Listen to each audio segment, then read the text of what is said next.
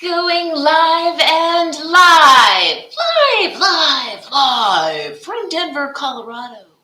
It is your weird woman, Renee. The crowds roar. Did I tell you I do improv?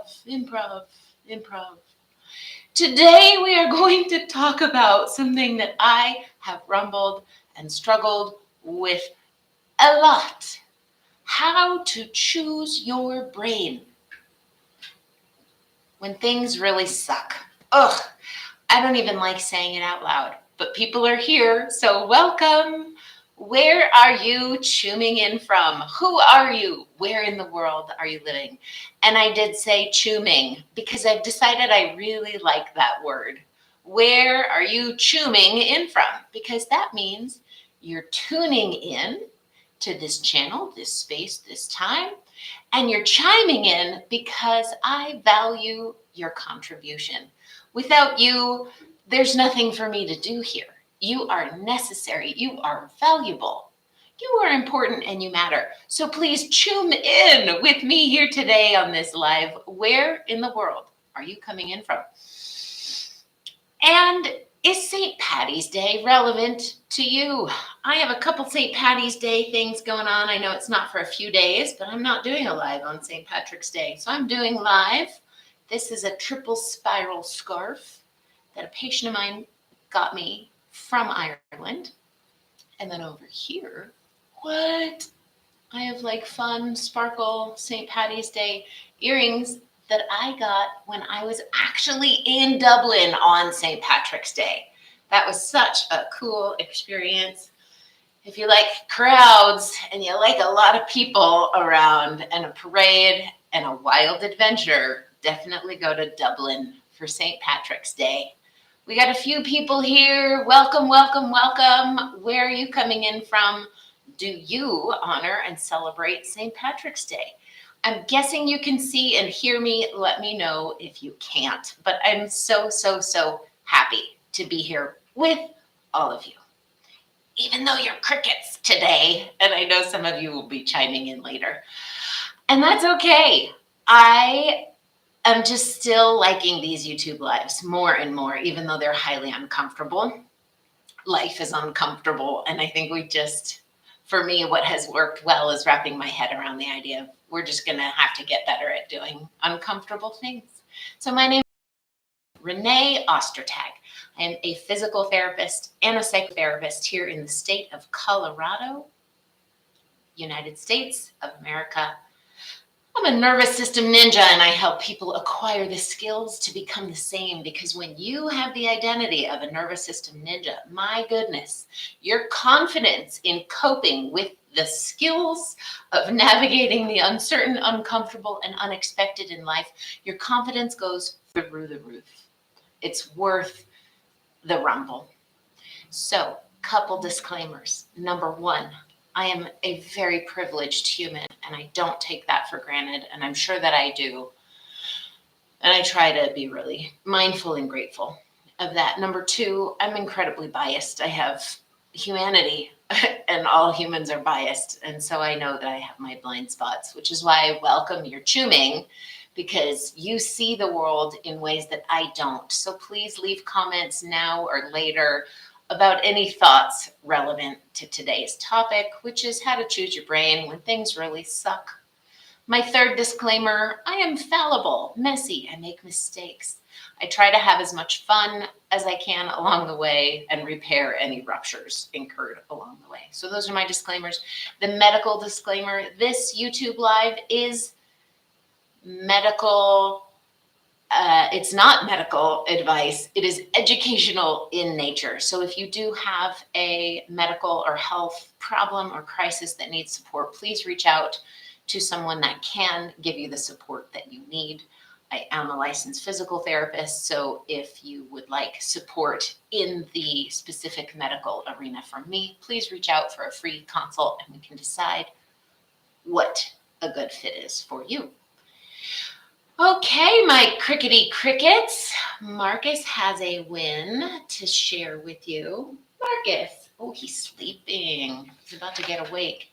We're going to do a little better belly for Marvelous Marcus Mondays. How about that? I just made that up literally on the fly. He's interested.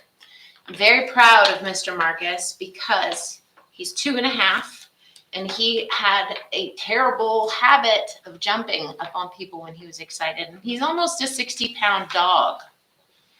And he did jump on an 87-year-old patient of mine. Luckily, she really likes Marcus and they were friends and it was all fine. And she sort of fell backwards into the wall. So it was fine, but I got really strict and almost had to bully Marcus a little bit with just a lot of reps and frequency of what's okay and what's not okay. So yesterday, my neighbor came home and he had a bicycle helmet and carrying the bike, and Marcus went rah, rah, rah, nuts because he wasn't familiar with a bike and a helmet in the hallway. And then he realized it was my neighbor, and then he got really excited. And the dog did not jump. This, my friends, is credible evidence that nervous systems are trainable. You can train them. It's very exciting. And so Marcus has a new trick. It's not really all that new. We've been working on it a while. Okay, folks. Is anybody here? I see people here. Just kind of quiet today. Again, that's okay. But I do love your feedback. Okay, Marcus. Sit. Sit. Good sit. Watch this. Spin. Come closer. Touch. Go boy. Sit.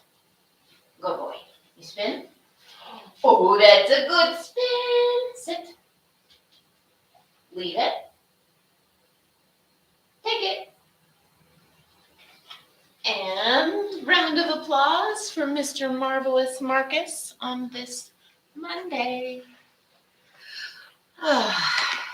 Marcus has a job, and it is to help bring light and joy and laughter in the world. So you're going to get to see him do that.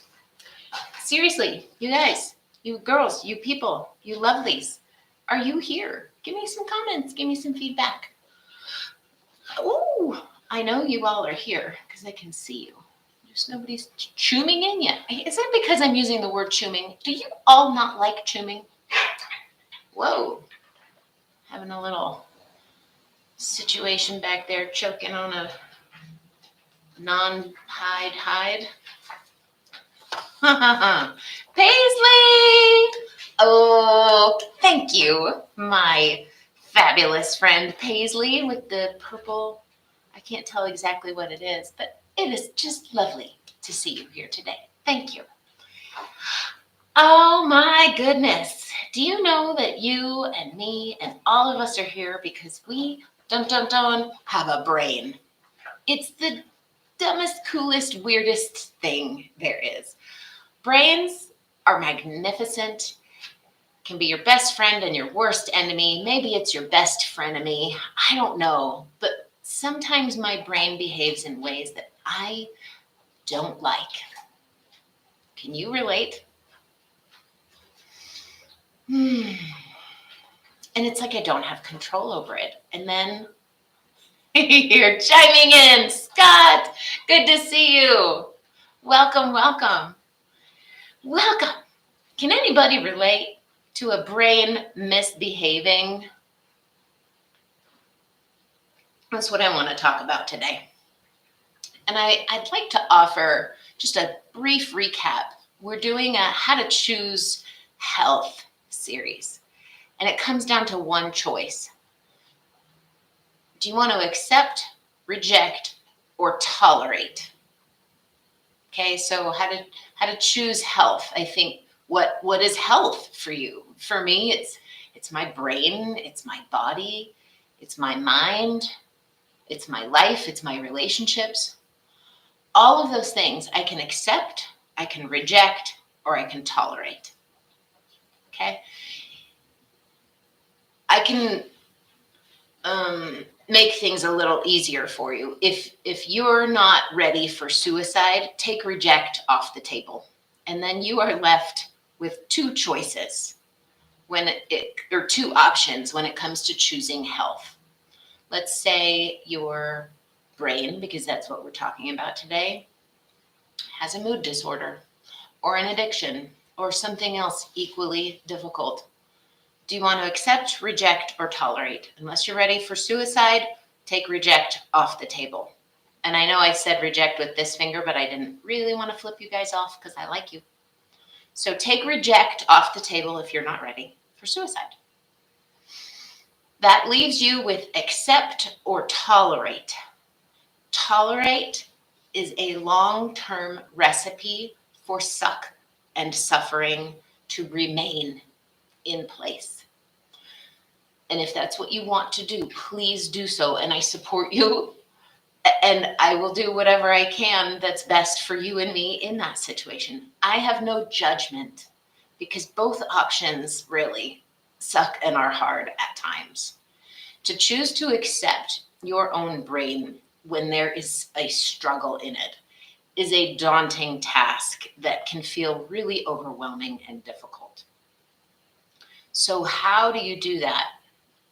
I think there's two main ingredients for me in my journey of choosing my own brain. And we're going to talk about those today. I think that it's important to first recognize that there's a difference between mind and brain. Do you know what it is? Paisley, Scott, you all are chiming in. I know there's other people here. What's the difference between your mind and your brain? Did you ever even think about that? I know I didn't until a conversation in this building in the lobby with Nick. He was like another dad to me. He's a relationship therapist down the hall for like 5 years. He's since moved on to a different building, but he and I had a lot of conversations. And he was like a dad to me, and because he's a relationship therapist, divorce support and recovery, he helped me through a lot of my own relationship challenges with breakup and dating and all the things. So the difference between your mind and your brain. Micah. Ooh, Micah Cabrera. That's a beautiful chime in. Look at her. Look at Micah. I'm assuming you're a her. Look at Micah chiming on in. Is brain physical and mind is conceptual? I think that's really accurate. So your brain is the organ, right? If I were to, heaven forbid, cut off the top of my head, remove my brain, I could put it on a plate. It's still a brain. But where's the mind? The mind is the energy and information flow, right? So it's a concept. It's a construct that we make up of consciousness. I think one of the two favorite definitions I have is the mind is a field of energy and information flow. And or your mind composes of brain, body, and relationship. That's a big thing to tackle when we say, do you want to accept, reject, or tolerate your mind? Because it's not just your brain, it's your body, and it's relationship with what? With everything. Relationship that you have with everything in your life. So next week, we're going to tackle how to choose your mind. Today, we're going to tackle how to choose your brain when things really suck. I am nervous talking about this stuff, folks. I find it uncomfortable because I know so many people struggle with this, and it's real and it's valid. And I don't want to come along and paint this picture that this is easy. I don't want to paint a picture that like, oh, anybody can do it. Just apply steps 1 through 50,000. Like, it's complicated and it takes time. It takes rumbling. It takes effort. It takes support. It takes a lot of reps. So please hear me. Like, this is not an easy thing. And I've rumbled with it for a long time, as I'm sure you have. So just know that we're all on some level of humanity in this difficult thing together. And I don't mean to project that if you just do these 2 things, you'll be better. These are 2 things that have been helpful for me. So the first thing when it comes to choosing your brain is to shorten the distance between tears and laughter. And the second thing is to build a laugh and cry canoe. And I want to talk more about both of those things.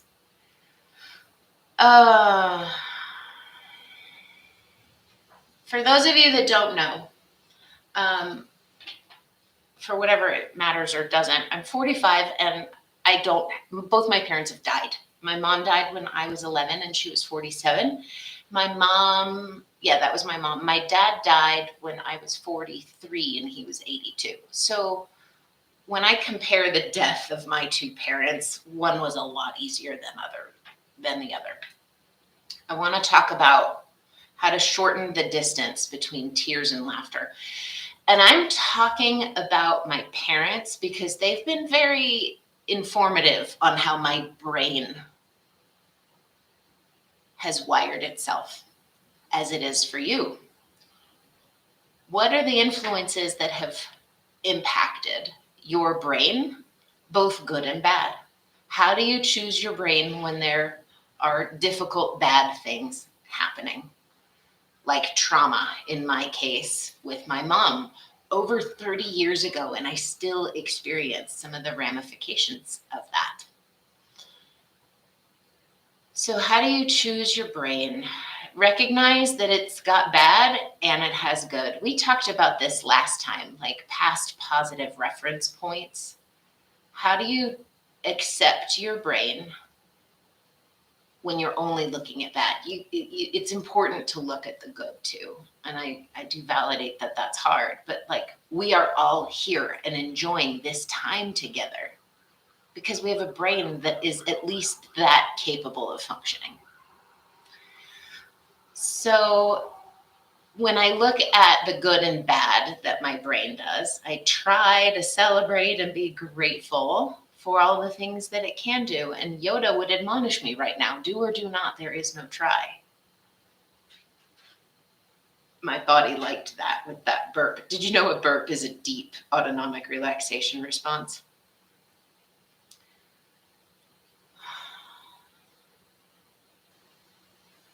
Where in your life is your brain showing up good and where is it showing up bad?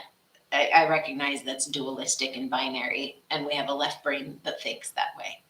So do your best to toggle, like both good and bad are there. So when I look at my life and my brain and the bad in my brain, the bad that my brain produces, I can come up with a laundry list. Irritable bowel syndrome, migraine headaches, lots and lots of anxiety and depression and neck pain and back pain. And I think I already said gut problems, relationship issues of the wazoo because of so much insecure attachment and fear. And all of those things, when I look back to it, what's the common denominator there? It's my own like threat circuits, my own fear-based circuits in my brain. How can I choose those? Well, I don't always know the answer, but one day I was listening to David Sedaris in his Masterclass, and what I heard him say was quite profound. He said, everything eventually will be funny. And I was thinking about that, and it made me think of something else I'd heard, that the only difference between tragedy and comedy is time. I don't know if I fully agree with that or not, but David Sedaris has this funny story of he got sick and he's in a hospital in France and they had to stick a tube up his penis, which not having a penis, I can imagine, is incredibly painful. And so he's telling this story about being in a hospital gown in France after he's already been embarrassed in a public waiting room with a gown because he didn't understand French and he went through the wrong door and everybody was fully dressed and he's in a gown and the nurse is like, what are you doing? Get in the other room. And then he gets into the other room and they have to put a penis up his penis. They have to put a tube up his penis. And he's sitting there bracing and like writhing in pain, telling himself, this will eventually be funny one day. And it was hilarious to listen to him tell this story. So I thought about like, is that true that everything is eventually funny one day? And I want to invite you to think about like the worst thing that's happened in your life. For me, it was my mom having a brain aneurysm and dying when I was a kid. I just don't see anything funny about that. Nor would I imagine when you think about your worst thing that there's something funny about it. And at the same time, while validating that, I also think that there's some validity in this idea that when I can't see anything funny, I'm stuck in the tragedy.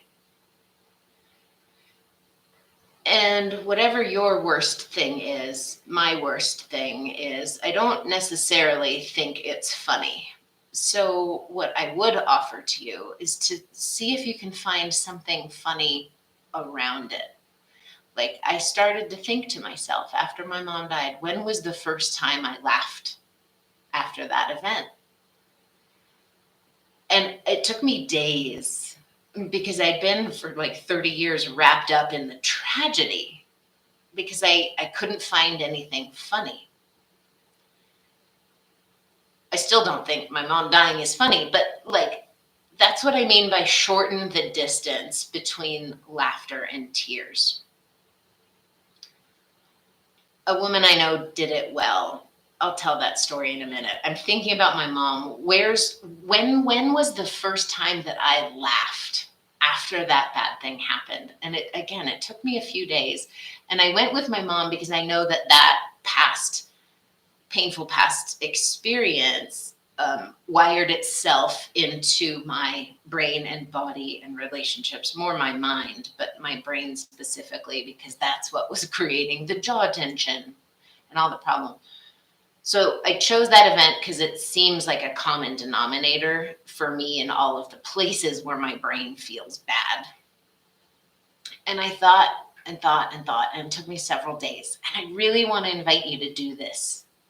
Like, think about the worst thing in your life, past or present, and when's the closest time around that you laughed? What's up, gangish? Oh, it's good to see you, my friend. You have been on my list to reach out. Get ready. I'm just kidding. That's creepy. So while we were getting for my mom's funeral, one of my dad's friends is an artist, and he drew the headstone. And it was this beautiful image of the Virgin Mary. I grew up Catholic. And she was holding baby Jesus, and underneath it said, "Forever in our hearts." And what we discovered was that Mary had 6 fingers on the hand that was holding baby Jesus. And we all had the best kind of laugh. And laughter in the face of tears is a needed reprieve from the suck and struggle. Like laughing. Okay, so gangish, the worst for him is when he's running out of coffee. Or when you make the last pot and it's too weak. Man, that's like, I don't know what's funny about that. Where's the laughter in not having good coffee? I don't know. You tell me. That's your rumble to figure out. But this is hard, right? I do validate that. And the worst is totally different for everybody. Tragic laughter. Tell me more what you mean about that, gangish. Tragic laughter. I think that's good language. When I told my sister about 6-fingered Mary, we had a good laugh. And tragic laughter is helpful because it helps buffer the chemicals of the tragedy.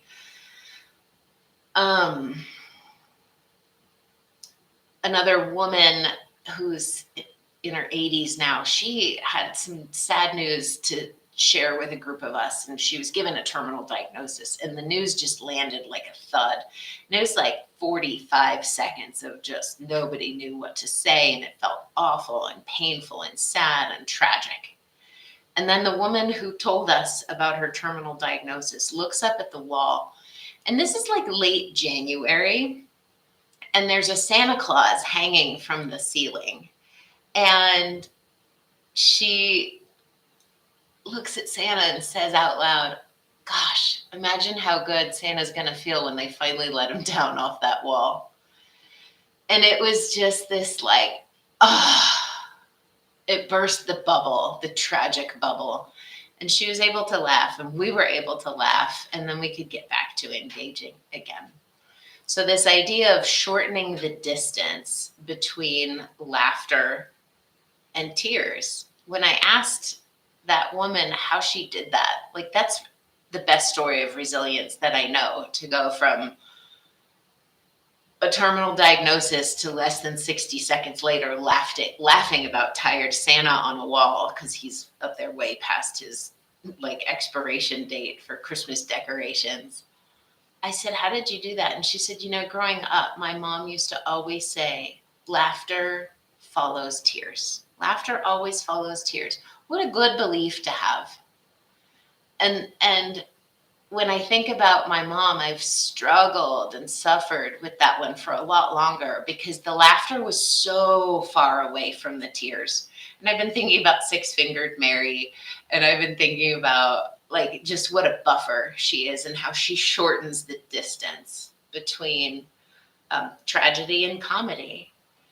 And as that laughter comes closer to the tears, it kind of does this alchemizing effect where the tears and the sadness can disperse in a new way that gives you new possibility. So Gangish, yeah, there's nothing to do but laugh. And I've heard your laugh. I've seen your laugh. It's a gorgeous laugh. It's a contagious laugh, and that's the thing. It does lead over to part 2, where you want to build a laugh and cry canoe.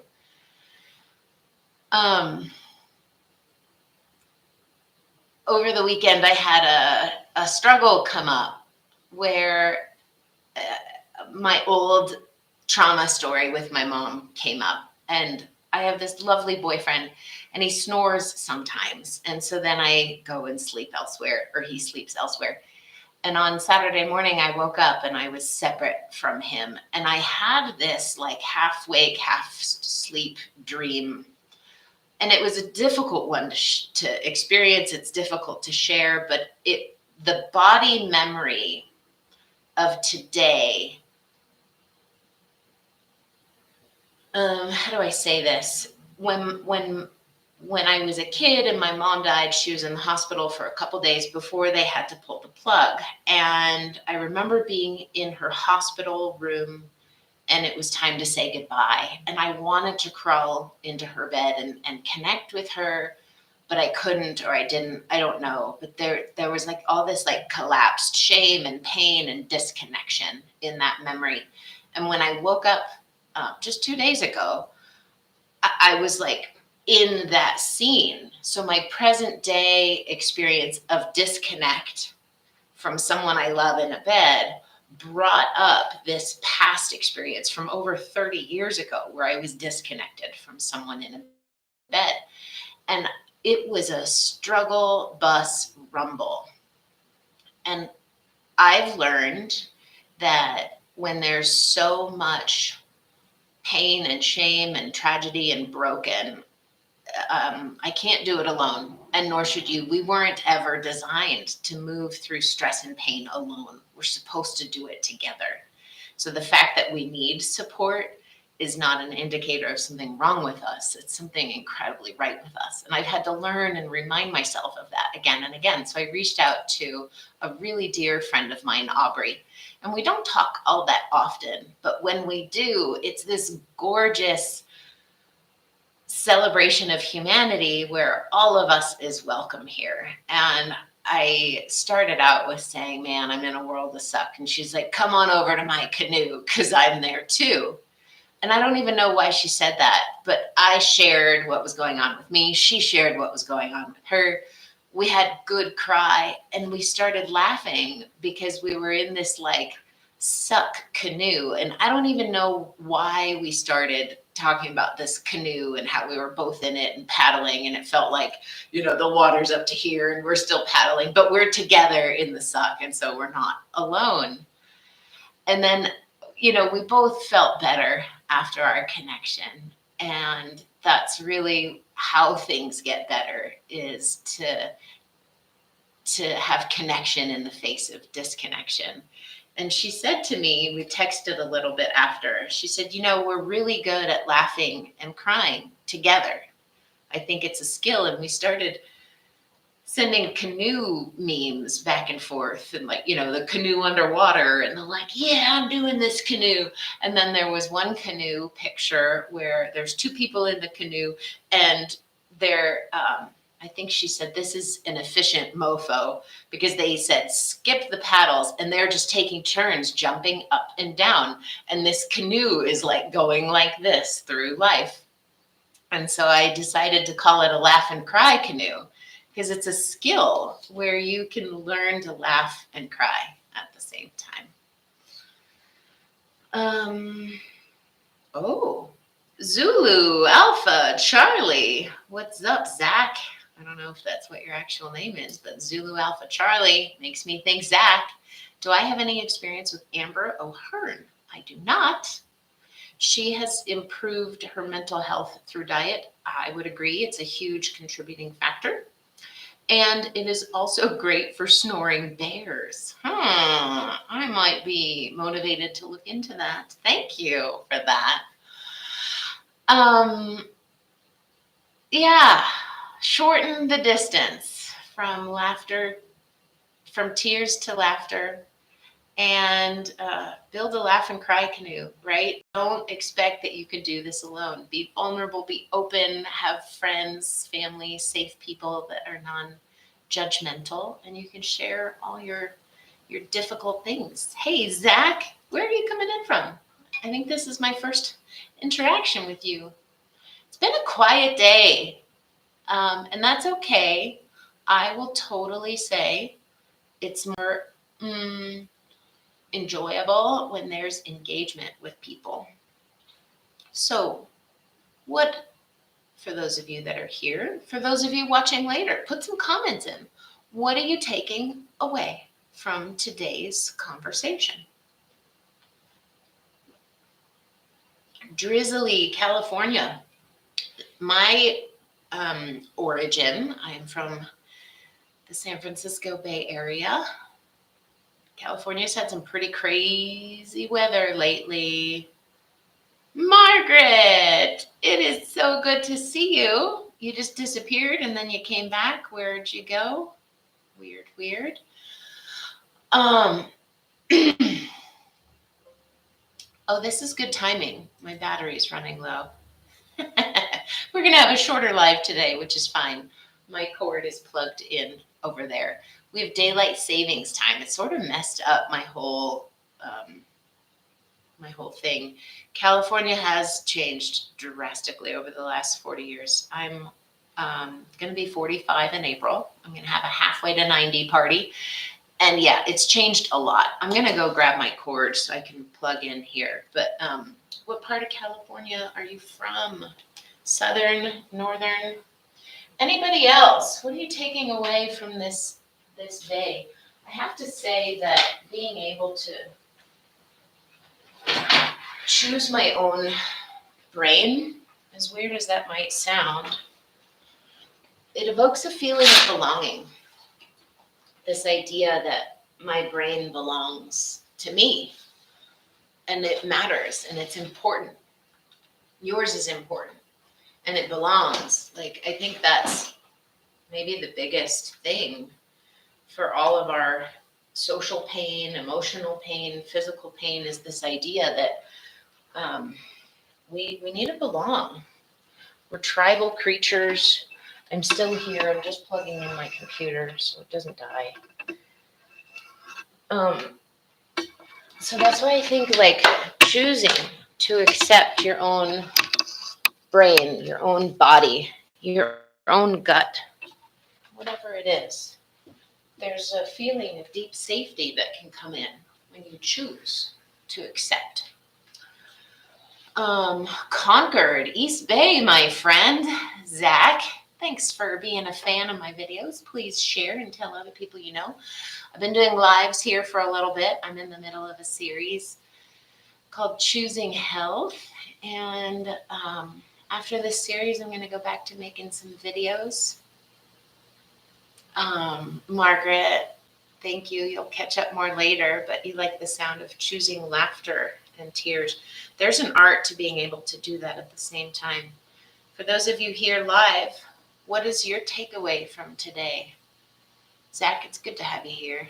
Thanks, my friend. I'm here every Monday, 10:30 Mountain Time, 9:30 your time. Last week I had a lot of Europeans on. It was really fun, live. A lot of people end up catching it later.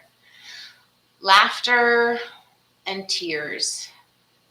Everything will eventually be funny always by David Sedaris. Not sure if that's totally true, but we can shorten the distance between the tears and laughter. And one of my favorite stories, while I'm having you all give me your takeaway. Sounds good, Zach. Rewatch it. Some have more. Everyone's different, and that's okay. Every life is different. So today, how to choose your brain. I think your brain becomes easier to choose when there's shorter distance between tears and laughter. So I told you the story about my mom dying. I want to tell you a story about my dad dying because my mom had a lot of, for me, that one had a lot of trauma. My dad didn't. It was sad. There was grief. There was loss, but it was just gratitude and love and support. And we were all around him in the hospital bed, and he was on life support, and it was time to remove that. And, you know, they add medications and take away medications, and then eventually his heart stops. And that process was 3 hours. And my dad was a very Catholic guy. We thought he would love the fact that it was 3 hours, like Jesus on the cross. And his heart stopped, and it was just this like moment of like sheer pain of like, oh my God, it's real. And then it started again. And then we were like, what is happening? And then it was like, oh my God, is he going to do a miracle recovery? Like, what's going on? And then it stopped again. And then it started again. And so we watched this process happen where his heart stopped and started 7, 8, 9 times. At one point, the nurse came in and said, this is common, usually a couple, 2, 3 times, maybe 4, but not this many. And so my sister says, in the midst of my dad dying, she bursts out laughing. And it's like, well, he's like a Seiko, takes a licking and keeps on ticking. And that is my favorite story about being in the laugh cry canoe, where like we're doing both at the same time. And that was the skill my friend Aubrey was talking about. Like, if we can dose the laughter and the tears so that they're more balanced, I think it minimizes the stick effect of trauma in our system, right? Trauma is something that happens inside of us as a result of the external event. And I think laughter and support from safe, loving people around you can be the like lubricant that lets the trauma become less sticky in your immune system and your endocrine system and your emotional system and your respiratory system and your musculoskeletal system, because all these systems are different, yet they're part of the same unit. I think of it like an aspen tree. They seem separate, but underground, they're all connected. KP, thanks for chiming in, my friend. Community helped me through challenging seasons of life. Love the connection between crying and laughter. I am processing what happened to me, devastating divorce of a marriage, 38 years. KP, I have chills everywhere. And it tickles my own freeze circuits in my throat. And I just want to offer the support of this moment that I worked with a woman for a couple of years that same thing, devastated. She didn't see it coming.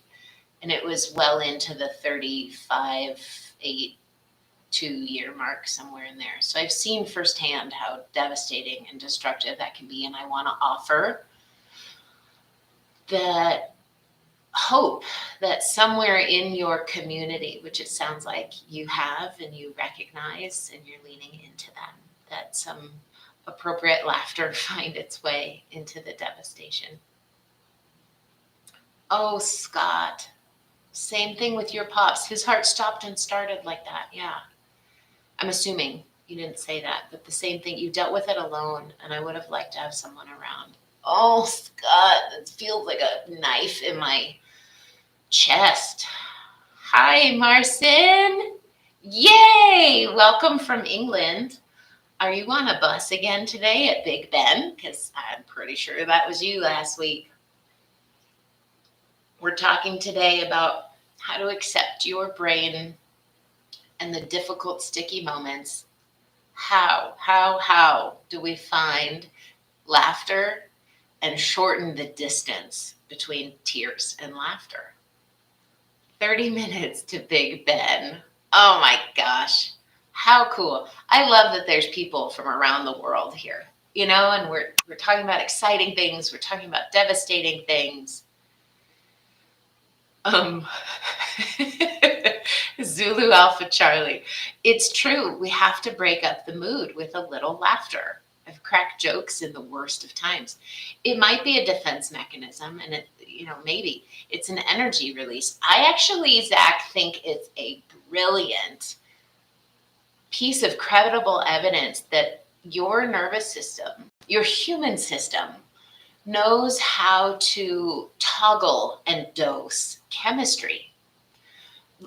Tragedy, trauma, it has a heavy feel to it, and it can cause, I think, the human energy system to chemically sink down into low energy, and the laughter brings it back up again, right? So it's like this energy system that is constantly trying to regulate itself. And so people can label it whatever they want, a defense mechanism. I think it's a brilliant balancing mechanism. KP. Oh, shorten the distance between tears and laughter. I lost my community during COVID and divorce. God, that's rough. And you had to rebuild in rural Georgia, CPTSD. Hello, my friend, rural Georgia. I have a lot of stories about how lonely that might be. And I certainly know myself what childhood PTSD is in my own way, not your way. I have spent a lot of time co-regulating with teachers. And when it comes to trauma, two big players lately, and I'm offering this to you, KP. Oh, Ashley Walters, I'm so happy. I'm so glad you found this live stream too. Yes. Look, all of us are struggling, and there's suck everywhere. And thank God for people like Zach and Marcin and whoever else is here, finding the laughter. You guys, you have no idea how helpful it was to have Six-Fingered Mary show up in the midst of my childhood worst nightmare where, I don't know, wow, Six-Fingered Mary. That's they ended up correcting her and didn't put Six-Fingered Mary on the gravestone. They put Five-Fingered Mary on the gravestone, which is highly appropriate. But part of me really wishes that the Mary on my mom and now dad's gravestone had 6 fingers. That would be freaking fantastic. KP, I wanted to finish my loop on two people have been recently helpful. Number one, George Bonanno. He's written 2 books. The Other Side of Sadness is his first book, and The End of Trauma is his second book. And I'm maybe a quarter of the way into The End of Trauma. Both of them have been helpful and surprisingly a little provocative. I don't know. Sometimes the truth sets you free, but at first it like pisses you off. That book pissed my gut off. I had GI distress for like a day and a half because he was challenging a narrative that lived really deep in my system. So that was my only disclaimer with the end of trauma, is that it's like, what? It can end? Like, this is my reality and I've been living it for 30 something years. So that idea that it can end, and I think I've talked, no, I haven't. I need to do a live on that, like 2 types of storytelling. I'm going to make myself a note here. Stay tuned for that. 6-fingered Mary. Yeah, Zach. If anybody gave you a hard time about your defense mechanism of humor, it's a brilliant balancing mechanism. KP, second person. I just finished his masterclass last night. He is a beautiful human, and under the pressure, it's so high. The pressure of this masterclass, this life, it makes me forget names sometimes. So I can totally see this guy, Cornel West. He's this beautiful black guy with gorgeous, big, huge hair, and he's a philosopher and an activist and an author. And this, I'm going to talk more about later. Sundancer, welcome. All in, welcome. Ashley's still here. Okay, all these people. I love you all. I love your contribution and your chooming, because it gives this live more life. With all of your energy, it matters. Okay. Cornel West talks about, here's what I heard. There's like self-help. And I've spent decades like being a total junkie of self-help, personal development, trauma resolution, etc. He talks about that. And then there's this other category of philosophy. And this idea of when, right, George Bonanno plants the end of trauma. Like, when do we shift from trauma into philosophical rumblings? Life includes laughter and sadness, tragedy, terror, the like, why are we alive? Why are we here? Like, where's the meaning of all of this? We may or may not get to a resolution, but the fact that we're in the rumble, that is what philosophy is all about. And he talks about the 3 main tenets of philosophy.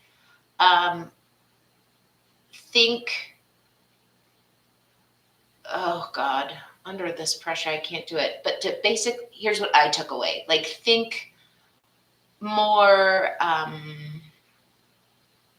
balanced for yourself. I don't know. Think differently, think more openly, feel more deeply, and live more fully alive. And I like that narrative, that instead of I'm always broken and trying to fix myself, I'm fully alive in this philosophical rumbling. All right, let's catch up here a little bit. Ashley, glad you're here. You have a headache. You're irritated about prices going up. You have lists and lists of things to do, trying to rent a car. I couldn't because the market has gone completely crazy. I don't know. I feel nauseated first up hearing that. Where's the laughter? Like, it's interesting. Laughter and tears have a similar emotional motor program. Right? Like, for me, it's interesting to think about. Zulu Alpha Charlie, into the science about bodily processes. Interesting about the chemistry balance. It is. Ashley, you're stuck at home in a crisis. You had plans to go camping, but the cold front stopped me. Good thing I didn't waste the gas to go in the first place. Anyway, God bless, right? The difference between tragedy and comedy is time. And the more we look for comedy, we can shorten that distance and lessen our time in the tragedy vortex. I will write the author and title and maybe in the notes. Yes, Margaret, I will write those 2 down. Okay, Sundancer. Stashed away in the Georgia mountains. Love it here, but definitely lonely. Sundancer, you and KP need to get together, hang out, be friends. That'd be awesome. All in is watching. Sundancer's got a rose, gangish. I can see how coffee would do you like that. It's so true, all of you. I just want to close up today with offering this possibility for all of us to contribute collectively to the aspen tree of humanity, right? Like these separate trees, but it's all connected underground. I think we can get lost in the tragedy, and it's understandable.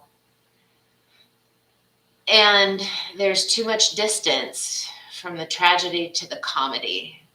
And the more we contribute to conversations like this, the more we acknowledge the suck of what is real and then find the laughter.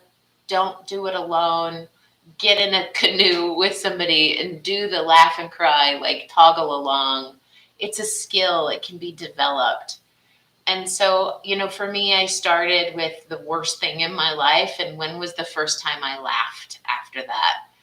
And it's worth exploring. And as you do, you're contributing to the collective of our shared aspen tree, balancing and shortening the time from laughter to tears. Peace, hug. Paisley, this is a beautiful thing for me to wrap up with. She has this gorgeous acronym. Peace with a period, P period, E period, A period, C period, E. Peace, hug. Positive energy and courage exchange, helping us grow. Oh my gosh. Paisley, did you come up with that on your own? Because that is gorgeous. And that is what we all need for one another. My God, there's so much goodness in there. Humans are magical. They're also fucking, sorry, I'm trying to cuss less, but like they're monsters and they're medicine, and I love them all. And I'm afraid of that which lives in all of us that can hurt and harm without meaning and needing to, but it does. So peace and hug to you. From Paisley to me to you. Share it around. Look for the laughter. Positive energy and courage exchange, helping us grow. Oh my gosh, of course I could feel it.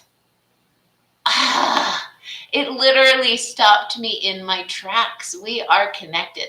If there's one thing I learned from the pandemic as a healthcare provider, and I was doing telehealth before the pandemic started, but healing can happen virtual or in the same room. And there's something magic in the space between people, a relational field. And that isn't like space and time dependent, I don't think. I don't really know how all that works. I think that's more a property of the right brain than the left brain. But absolutely, we can feel it. Take a moment now. See if you can feel the hug, the peace hug from Paisley. Positive energy and courage exchange, helping us grow. As I say those words, I feel them in my body. I feel a sense of connection to this camera, which is reaching out to you in this moment, wherever it is and whatever you're doing. I wish you a peace hug. Find your breath, find your body, feel your seat, feel your feet.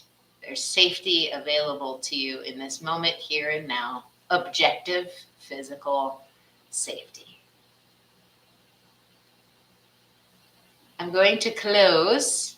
Thank you, Marcin, for that hug and heart. I'm going to close with a little ninja stay. Apparently, namaste. What is namaste? The universe in me sees and honors the universe in you. Ninja stay. The nervous system ninja in me honors and sees the nervous system ninja in you. My friends, it has been a delight. I look forward to seeing you next week, where we will be talking about a little fabulous hack on how to choose your own mind, which includes brain body and relationship. Dun, dun, dun.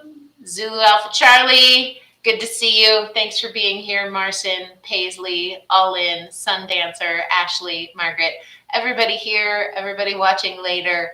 Much regard, a peace hug, and ninja stay to you.